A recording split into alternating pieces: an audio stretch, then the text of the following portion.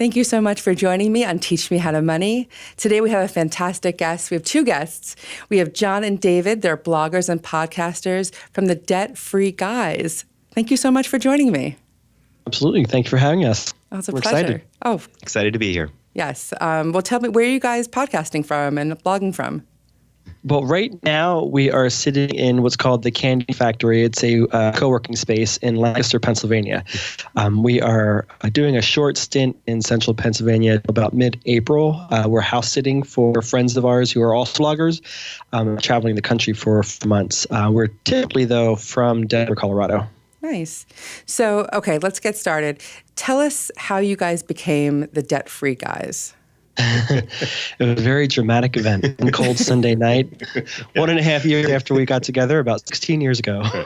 Well, obviously, we didn't start out debt-free. Our backstory is that John and I paid off $51,000 in credit card debt in about 2.5 years. Wow. And that as John mentioned, started with an aha moment where we were basically locked in a car together for an hour and a half on a trip home from being up in the mountains visiting some friends, with this fantasy idea that we could buy land and build a house up the mountains. And as we drove down the mountains into Denver, we had this funny conversation that basically went from buying land and building a house to buying a condo to maybe we couldn't afford to go on vacations there to holy moly, we have $51,000 in credit card debt between the two of us, and we are financial messes. And the ironic thing is, at the time, between the two of us, we had 15 years of financial services experience. Oh, wow. And we were literally living in a hole. We lived in a basement apartment. So here we had these high hopes of living up in the mountains, but we were renting a basement apartment. So everything in our lives was kind of out of whack. And that was the moment we kind of realized it and started making changes. So you guys didn't start your journeys until you guys were together. So you guys started on that road as a couple. Correct. Yeah. So we were together about 1.5 years when this incident happened. So we were still in the young puppy love couple days, and money was not a concern to us at that time, which our bank accounts clearly stated. Well, you guys were young. You guys were in your early 30s, your late 20s. We were in our early 30s. Yeah. So did you guys have similar money spending issues, similar things that were going on your credit cards? Like, what did your spending habits have in common when you came together as a couple? Yes, we had different spending habits. Even though I had my debt for a less period of time than David, we probably, and my balance was much larger, we probably spent about the same in interest payments. He had his debt for about 17 years. I had mine for about 7 years. Most of my purchases were big ticket items. When I moved out to Colorado from Philadelphia right after college, I had $5,000 cash in my account from my grandparents as a graduation gift.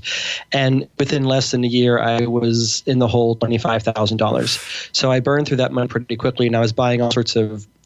I decorated my first apartment in wall-to-wall, floor-to-ceiling Pottery Barn furniture, and then of course I was new to Colorado, and my old boarding and ski equipment was no longer good enough, so I had to buy all new stuff. Got it. Just made a lot of dumb, big decisions. And David was more the nickel and dimer. He would go to Einstein like every single day and buy himself a coffee or coffee and a bagel. And so while I got scolded more for my purchases because they were more obvious, David was definitely not the smartest with his money either. Well, okay, so this is a question I have is there a difference between queer finance and straight people finance? I know that is your area of expertise, know what you talk about, but I was just curious, what can straight people learn from queer finance? Sure. I think that when it comes down to it, money is money. It all spends the same. It accumulates negatively and positively the same. So the fundamentals are there, but there's some unique risks and concerns for the LGBT community. Study after study shows that there's a pay gap, a gender and a sexual orientation pay gap. When you're a cis white gay man like John and I are, typically you're a higher earner. But then if you go down the spectrum all the way down to, say, for example, trans women of color, they make on average $12,000 a year, and many of them are making that money through sex work. Oh, gosh. So there's just this variety, I think, in our community of various pay scales. But traditionally, everyone across our spectrum earns less than our straight peers, especially when compared to straight white men. So that's, I think, one of the big things. But one of the shocking statistics that we share with people that many people don't know is that in 30 states in this country, it is still okay to deny somebody housing, services, or employment based on the fact that they may be LGBTQ.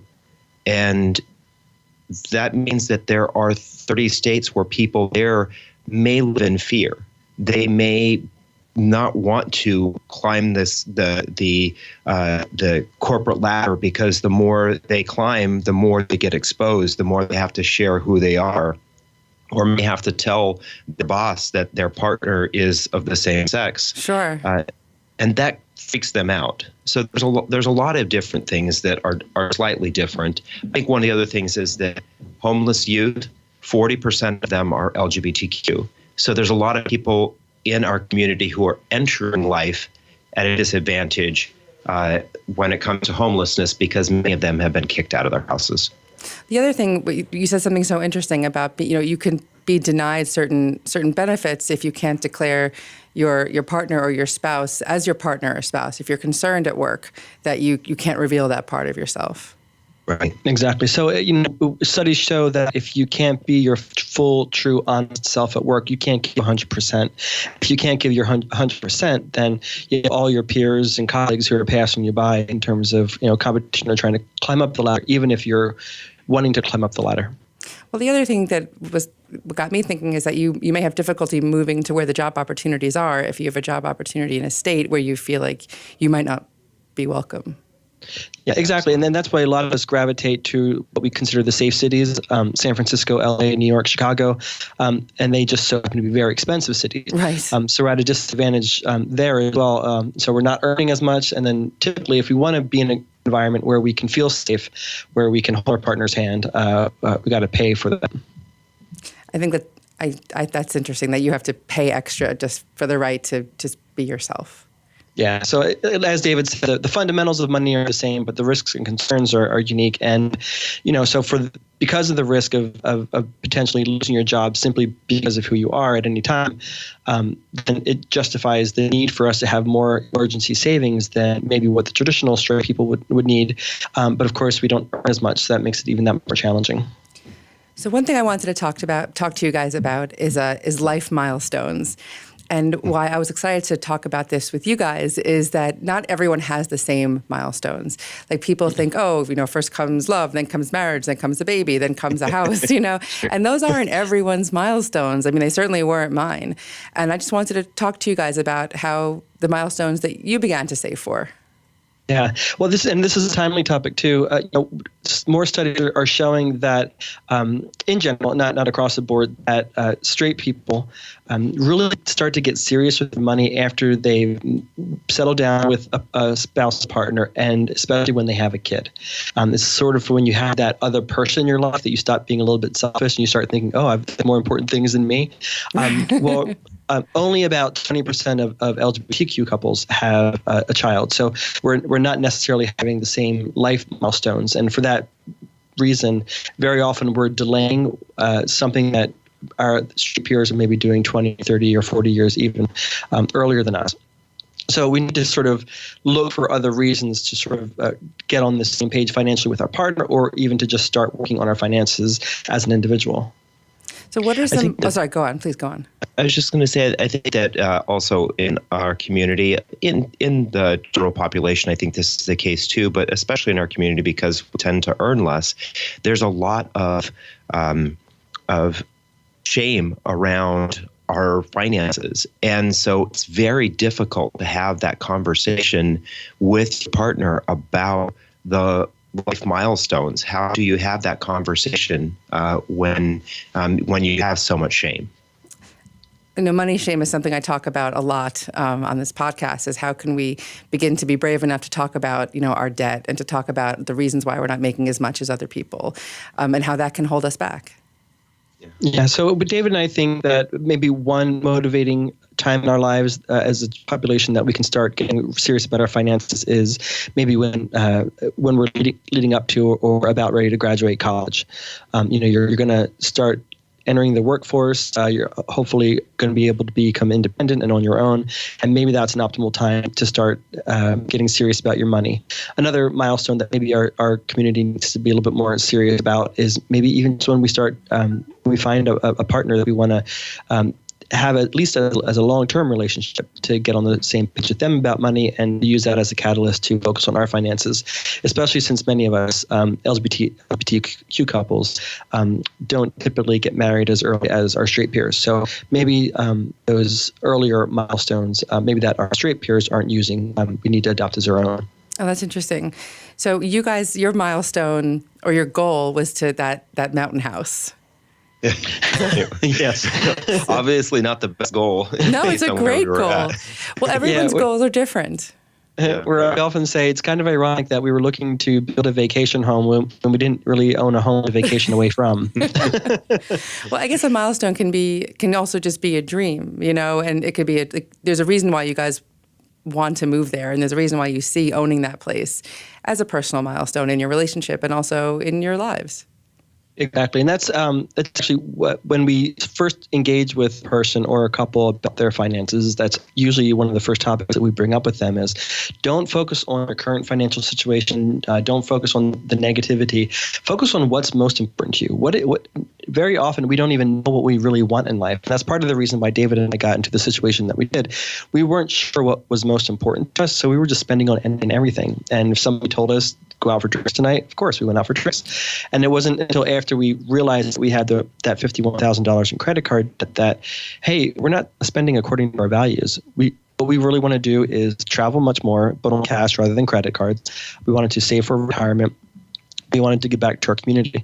And other than the travel, we weren't really doing any of that. And when we've realized what was most important to us, then we had the motivation and the inspiration to not only pay off our credit card debt, but keep the debt paid off and then start to build a surplus so we could achieve those dreams.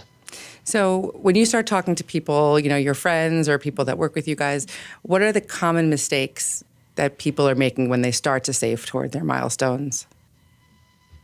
Well, I think that one is similar to what John just mentioned, is that they're not prioritizing what is the important things. What are the important things that they want in life? We oftentimes focus on some of the smaller things, and that's where all of our money goes to, and then we wonder why we don't have any money for the big things. Right. I think one of the other ones is that we don't actually create a plan to achieve the dream that we have. We oftentimes want to jump right to purchasing that house, going on that vacation. We want to jump to those things rather quickly. And so we don't really have a plan, and we kind of rush into it, not knowing exactly how to get there. And then I think one of the other big things is, especially when it comes to large purchases, we oftentimes forget that there are associated costs. So, for example, buying a house, many of us think, oh, yeah, I can afford that mortgage payment. Right. But we forget that we need to setting aside 1% to 2% of the cost of the house for maintenance, that we have taxes that we'll have to pay on that. There's all these other associated costs. When you first move into a house, oftentimes you want to put new furniture in it too. Yeah. So all those kind of big milestones, oftentimes we forget that there's other kind of periphery things to be thinking about too. So travel is really important to you guys, as you were saying. How would you? That's great, and a lot of our listeners are looking forward to taking a wonderful trip as part of like a milestone in their lives. What is a way to bucket out that you guys suggest to bucket out travel, to bucket out retirement? How do you recommend people save for all their different milestones at once? I would say, first of all, you have to know where your limitations and your priorities are. If you're 50 years old and you want to retire at 55 and you want to have $1 million in retirement, but you have nothing, right, you probably can't save for retirement and take that fabulous vacation to Europe. I mean, you have to figure out which one of those are your priorities. Now, that being said, it is possible to kind of break things down and to know that, okay, I want to put some money towards retirement. I want to put some money towards this vacation. I want to put some money towards saving for a wedding or a car or something like that. So make sure that you're assigning every single dollar its job. Every job needs a dollar. Every dollar needs a job. And so if you are wanting to put money away, make sure you're putting it away for the things that you want, and don't mix the money, because it's so easy to see that one big bucket, sure, and to forget that, okay, 7% of that is for travel and 60% of that is for retirement or for a home purchase. We kind of forget that, and all of a sudden we get really happy that we have all this money, but we still can't achieve all of the goals that we want if we go and blow it all on one of those dreams. And I add one more piece to that. I think a lot of us struggle with this, and that is to know that not every dream can be our dream. Many of us can't have everything. There are people in the world that can have everything that they want, and most of us aren't those people. So know what is most important to you. And that, like I said, when Dave and I narrowed ours down to just 3, everything became simpler. So tell us the 3 is travel, retirement, and giving back to our community. Right. I think that's terrific. And it takes time to boil those things down. It takes a lot of self-awareness and long conversations. It absolutely did. That for us to realize those 3 probably took 3 or 4 months for us to whittle it all down. What was ironic was David did a spending analysis. He itemized every expense of ours for an entire year. Oh my God. The disparity between how we were spending and how we said we wanted to spend were night and day. And when we could align that, everything got, like I said, simpler. What were some of the things that you found that you were spending money on that weren't aligning with your goals? Well, our biggest expense was grocery shopping and dining out. We were spending about $400 a week dining out. That would include happy hour and whatnot too. And then also $400 a week on groceries. So we were spending a ridiculous amount of money on food. Neither of us were overweight, and I don't recall wasting a lot of money. But we just weren't spending smartly. And both David and I have affinity towards wine. Sure. And we were spending a stupid amount of money on wine. And we still like our wine, but we just are a little bit more judicious with how we spend it. So how did you sound like you guys like to live a good life. Like, how can you cut back on that and still live the life that you want? Well, I think it goes back to that idea of priorities. One of the things that we love to travel, and we spent 35 days in Europe earlier or actually late last year. Wow. And I think a lot of people, if they saw our Instagram or Facebook feed, would think, oh my God, you guys are rich because you were on vacation for 35 years. 35. Sorry, 35 for 35 days. But we've driven the same car for the last 12 years. Okay. We bought when we purchased our first home, we bought a condo that was 1.5 times our combined salary. We knew that there were things that were not as important to us, and we were okay with giving some of those up so that we could achieve the things we really wanted to, the things that truly make us happy. That kind of stuff actually makes us happy inside, not just temporarily, but long term. Yeah, there's a question we like to ask ourselves. Do we want to have this margarita here down the street in, for example, Lancaster, Pennsylvania, or would we rather have that in Puerto Vallarta? And inevitably it's Puerto Vallarta. So that helps us prioritize how and when we spend our margarita money. I love that. I think that's great. So this is my last question is, what advice would you give people who are looking to save for milestones, to become better budgeters, short-term and long-term, but are also paying off their debt? Yeah, our first recommendation would be to, if you need to, be okay with tackling one goal at a time, and then plan the sequence of events of how you're going to tackle your goals. You talked about earlier about trying to save up for multiple things at one time.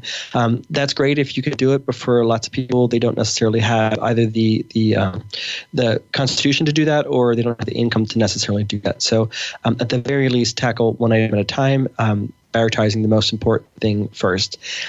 As David said, beyond that, don't commingle your funds. We have numerous accounts. Each have their own responsibility, and that helps us make sure that not only do we blow money that we in areas that we want to blow our money in, but we don't get frivolous with how we spend our money. It kind of keeps us in line. And then to make that all a lot easier, you can automate setting up, having those accounts and having those accounts funded on a regular basis. So to the extent that you can do that, ideally with a direct deposit from your employer, that would be our suggestion.